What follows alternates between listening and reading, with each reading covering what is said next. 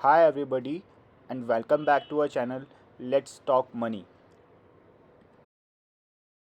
So, today we'll be talking about how to start trading. Okay, so the first step is you have to open your demat account. अब ये demat account क्या होता है? Demat account वो account होता है जिसमें आपके सारे इन्वेस्टमेंट्स और ट्रेडिंग होती है. ठीक है. और पहले ऐसा होता था कि पहले आपको बॉन्ड्स होते थे, स्टैम्प पेपर्स होते थे, उस पर ट्रेडिंग होती थी कि एक फ़ोन लगाना पड़ता था. बट अभी with the advancement of technology, ठीक है, गवर्नमेंट ने सारी चीज़ें ऑनलाइन कर दी हैं, सब चीज़ ऑनलाइन होने वाली है. तो जिससे कि लोगों को इजीली हर चीज़ एक्सेसिबल हो. ठीक है, तो इसलिए अब ये ट्रेडिंग भी और इन्वेस्टमेंट भी सब कुछ ऑनलाइन ही हो जाता है. तो इसके लिए हमें सबसे ज़रूरी होता है डीमैट अकाउंट ओपन कराना. ठीक है, अब हम कहाँ ओपन करा सकते हैं? तो उसके लिए ब्रोकर्स होते हैं. ज़ीरोधा हो गया, अपस्टॉक हो गया, एंजल ब्रोकिंग हो गए और बहुत सारे हैं. ठीक है, ये कुछ फेमस हैं. ठीक है, तो आप इनमें या जो भी आपको लगे आप उसमें अपना अकाउंट ओपन करा सकते हैं. और किसी भी ब्रोकर के पेज पर जाइए, गूगल पर नाम डालिए, उसका उसका फॉर्म आएगा, फिलअप कर दीजिए. मैक्स टू मैक्स 2 दिन में आपका अकाउंट ओपन हो जाएगा और आप फिर वहाँ से ट्रेडिंग अपनी स्टार्ट कर सकते हैं. ठीक है, एंड ये जो ब्रोकर्स है, डिस्काउंटेड ब्रोकर्स हैं, इनकी फ़ीस बहुत कम होती है और ब्रोकरेज भी बहुत कम होती है. ठीक है, एंड मैं पर्सनली ज़ीरोधा यूज़ करता हूँ क्योंकि उसका इंटरफेस मुझे अच्छा लगता है. Now moving on to the second point, how many types of traders are there. Okay, so first one is the scalper.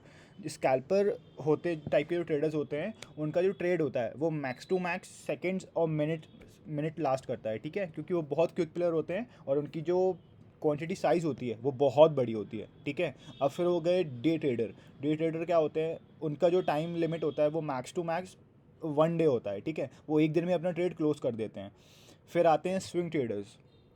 जो ये स्विंग ट्रेडर्स होते हैं, उनका trade max to max several days तक चलेगा या फिर कुछ हफ्तों तक चलेगा. ठीक है, उसके बाद पोजिशनल ट्रेडर्स आते हैं जिनका ट्रेड्स कुछ वीक्स चल सकता है, कुछ मंथ्स भी चल सकता है और फिर ज़्यादा बड़ा हुआ तो कुछ ईयर्स भी चल सकता है. ठीक है, सो ये 4 टाइप के ट्रेडर्स होते हैं. Now moving on to the third point, how many types of analysis. So mainly there are 2 types of analysis. First one is the fundamental and the second one is the technical analysis. Okay, so fundamentals के बारे में आपको मैं in short बताता हूँ. ठीक है, कि और मैं इसमें कोई एक्सपर्ट नहीं हूँ, ज़्यादा मुझे इस चीज़ का नॉलेज नहीं है, बट फिर भी जितना है मैं उतना आपको बता देता हूँ. ठीक है, तो फंडामेंटल एनालिसिस करने के लिए हमें किसी भी कंपनी के फाइनेंशियल स्टेटमेंट्स पढ़ने होते हैं. ठीक है, वो कंपनी डेट में है कि नहीं है वो देखना पड़ता है. उस कंपनी का कैश फ्लो कितना है. ठीक है, वो कंपनी प्रॉफिटेबल है भी कि नहीं है. ठीक है, और उसके कंपेटिटर्स के कौन कौन हैं पूरी इंडस्ट्री में. ठीक है, इंडस्ट्री का नॉलेज होना चाहिए. ठीक है, जैसे फॉर एग्जांपल मान लीजिए जिंदल स्टील हो गया, अब वो उसमें उसके कंपेटिटर्स कौन कौन हो गए, टाटा स्टील हो गए.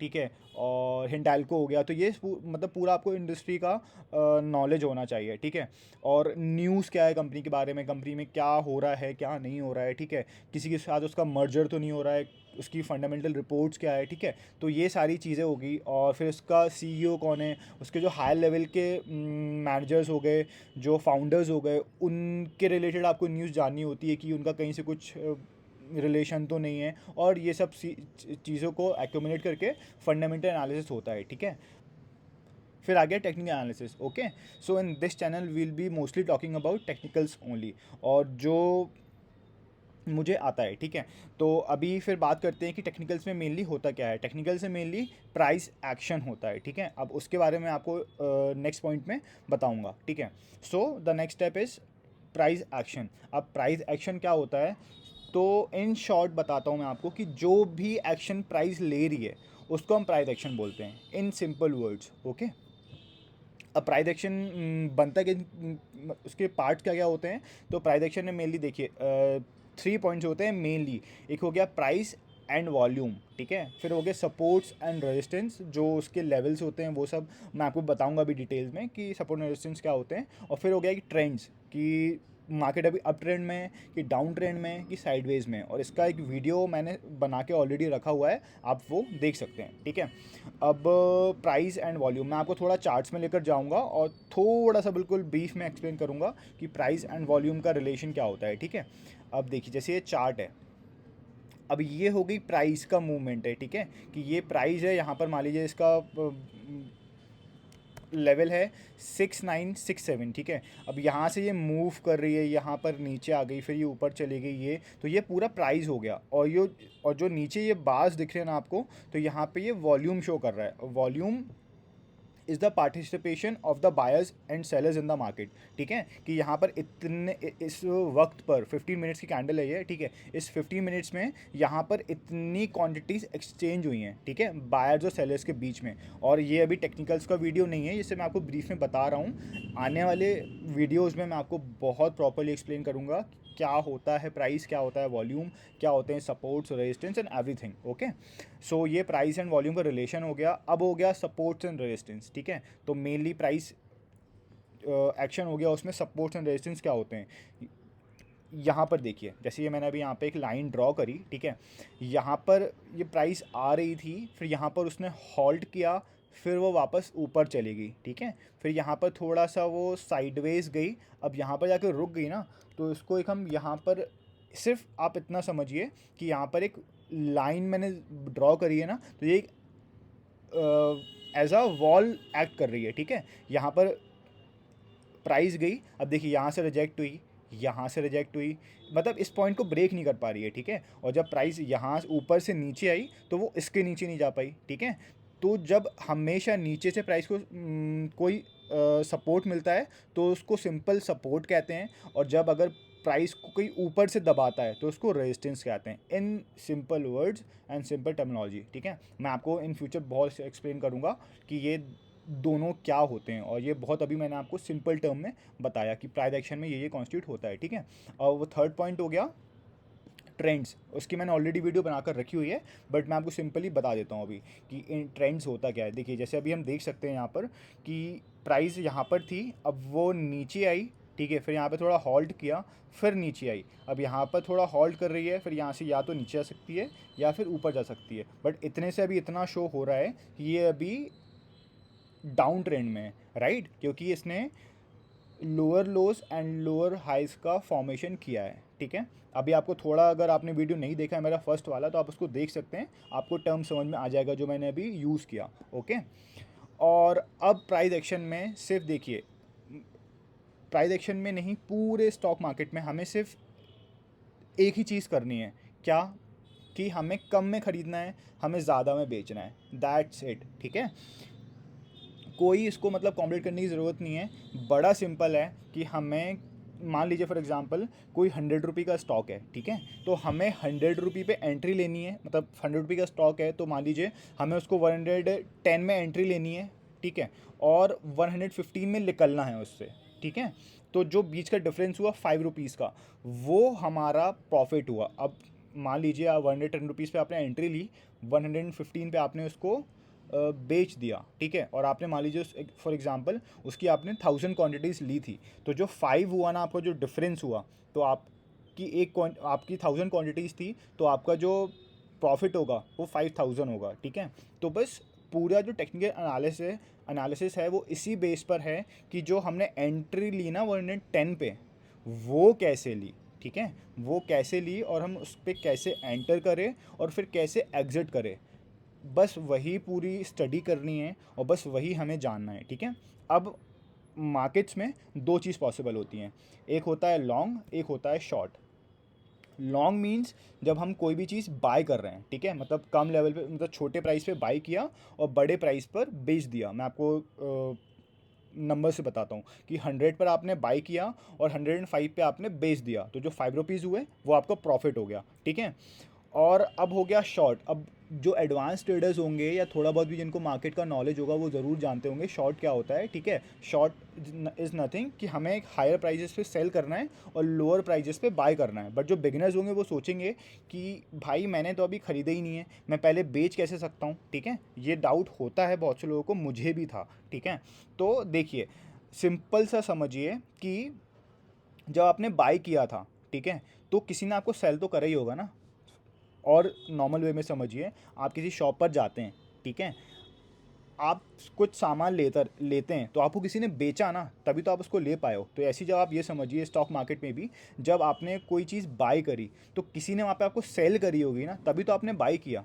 तो in the same scenario short selling में भी वही होता है कि आपने जब सेल किया तो वहाँ पर उसका कोई बायर प्रेजेंट है, तभी तो आप सेल कर पा रहे हो और उसने वो आपकी चीज़ को बाय करा, ठीक है। और फिर जब आपने हायर प्राइसेस पे सेल किया और लोअर प्राइसेस पे बाय कर लिया, तो जो डिफरेंस हुआ वो आपका प्रॉफिट हो गया, ठीक है। सिंपल मैं आपको बताता हूँ कि आपने 100 पर सेल कर दिया था और आपने 95 पर उसको बाय कर लिया, तो आपका जो 5 रुपीज़ हुआ वो आपको प्रॉफिट हो गया। इसमें भी सेम चीज़ वही है जो बाइंग में हो रही है, बट इसमें थोड़ा थोड़ा नहीं, पूरा ही उल्टा है, ठीक है। कि उल्टा है बस इसमें सिनेरियो कि आपने बाइंग में 100 से लेकर 105 तक ले गए तो आपका 5 रुपीज़ प्रॉफिट हो गया, और शॉर्टिंग में आपने 100 पर सेल किया और 95 पर आपने उसको बाय कर लिया, ठीक है। तो जो 5 रुपीज़ हुआ डिफरेंस वो आपका प्रॉफिट हो गया। और अभी भी आपको थोड़ा डाउट है तो आप बस थोड़ा वेट करिए, आने वाले वीडियोज़ में आपको बहुत अच्छे से क्लियर करूँगा। अभी सिर्फ मैं आपको स्टेप्स बता रहा हूँ कि ट्रेडिंग करने के लिए हमें चाहिए क्या क्या और होता क्या क्या है, ठीक है। Now moving on to the fifth point, what you need to trade. एक बात आपने ज़रूर देखा होगा, अगर अभी तक आप ये वीडियो देख रहे हैं ना, तो अगर आप ट्रेडिंग का थोड़ा बहुत नॉलेज रखते भी हैं तो आपने ज़रूर देखा होगा कि बंदे बैठे हुए हैं 10-10 स्क्रीन के साथ, 12-12 स्क्रीन के साथ, 6-6 स्क्रीन के साथ, ठीक है। और उसमें लाइन चल रही है, ग्राफ चल रही है, नंबर्स इधर उधर ऊपर नीचे हो रहे हैं, ठीक है। और आपने मूवी तो देखी ही होगी कोई ना कोई, उसमें ज़रूर आपने ऐसा कुछ देखा होगा, ठीक है।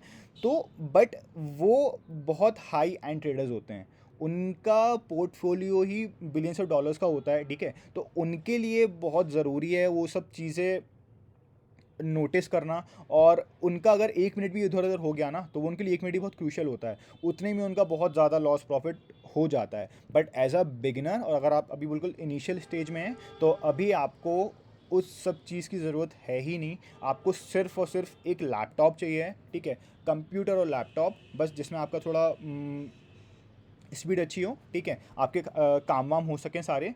आपकी स्किल्स में आपका नॉलेज इंक्लूड हो गया, ठीक है।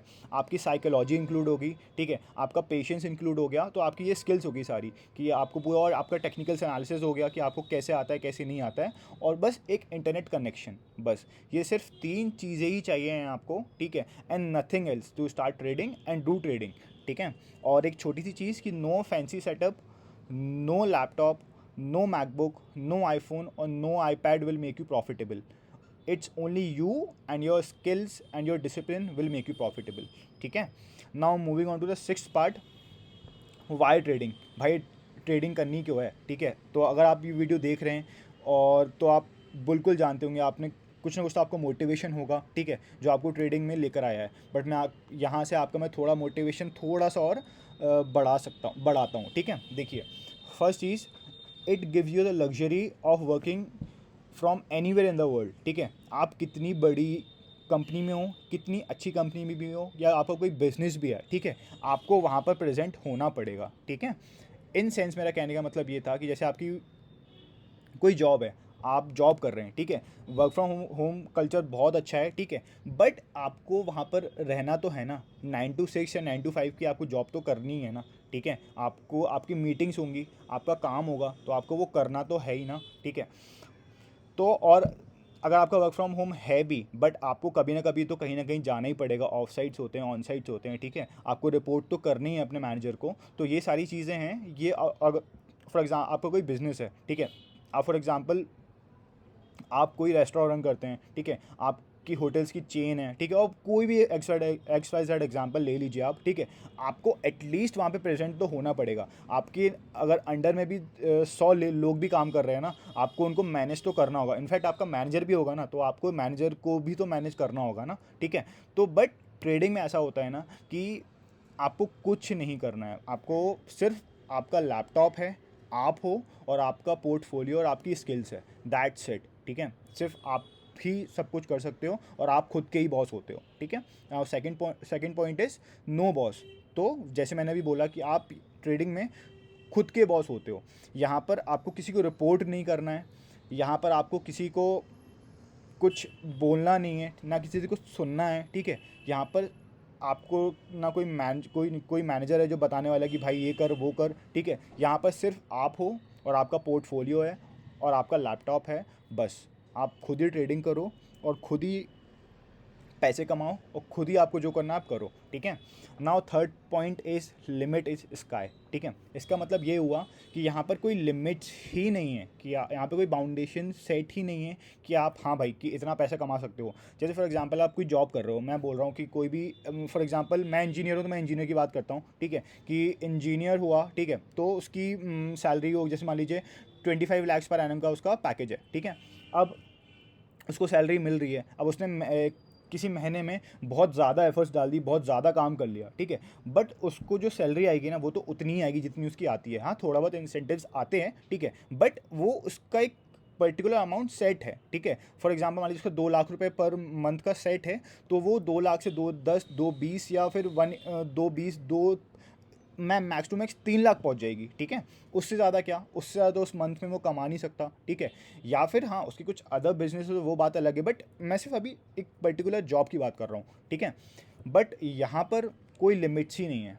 आप आपका पोर्टफोलियो है, ठीक है, आप जितना बड़ा इन्वेस्टमेंट रखेंगे आपकी उतनी ज़्यादा प्रॉफिट होने की चांसेस है, ठीक है, और आप उतने पैसे कमा सकते हैं, और कोई बाउंडेशन ही नहीं है। आप यहाँ पे 100 रुपये भी कमा सकते हैं, 200 भी कमा सकते हैं, 2000 भी कमा सकते हैं, 20,000 भी कमा सकते हैं, 1 लाख भी, 10 लाख भी, 1 करोड़ भी, 10 करोड़ भी, 100 करोड़ भी, और 1000 करोड़ भी, ठीक है। कोई बाउंडेशंस नहीं है। And the last point is life long skill. So trading बस आपको एक बार सीखनी है, चार्ट्स आपको सिर्फ एक बार सीखने हैं, ठीक है, और ये लाइफ लॉन्ग स्किल है, ठीक है। फॉरेक्स मार्केट हो गए, यूएस मार्केट्स हो गए, क्रिप्टो मार्केट्स हो गए, इंडियन मार्केट्स हो गए, एमसीएक्स मार्केट्स हो गए, सब में चार्ट्स हमेशा, ठीक है, एक जैसे ही बिहेव करते हैं। और बस आपने ये चीज़ ये आपको एक बार ही सीखनी है, उसके बाद ये आपको स्किल हमेशा लाइफ लॉन्ग काम आए। एंड हाँ, आप अगर अभी तक इस वीडियो पर देख रहे हैं तो thank you so much for watching this video.